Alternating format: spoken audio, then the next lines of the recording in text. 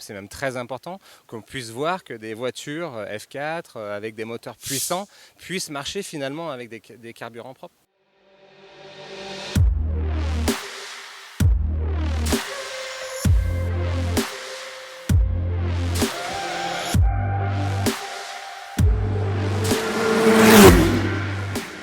Ce qui est absolument génial avec le Grand Prix de Pau, comme laboratoire d'exposition de toutes ces nouveaux carburants, c'est que déjà le Grand Prix se passe dans la ville.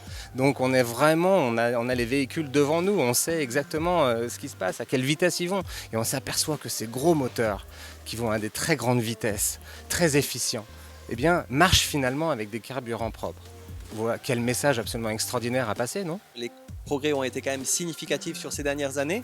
On arrive sur une toute nouvelle génération de produits et en même temps de matériel qui permettent d'exploiter ce type de carburant et d'avoir justement cette possibilité à certains moments même de disposer d'un flex fuel. Alors, ce qui est intéressant, c'est qu'au-delà de l'aspect rejet CO2 qui n'a plus rien à voir avec de l'essence normale, c'est qu'en termes de perfo, on n'a pas perdu du tout et surtout pas non plus en termes de fiabilité. Donc on a trouvé un bon compromis et pour le coup je pense que c'est un bon exemple pour les autres catégories. Alors je crois avoir compris que notre exemple, on l'a fait toute la saison dernière, a suscité dans d'autres catégories l'envie et le besoin de s'y mettre aussi. Donc c'est plutôt bien et nous en tant que fédération on était là aussi pour montrer l'exemple.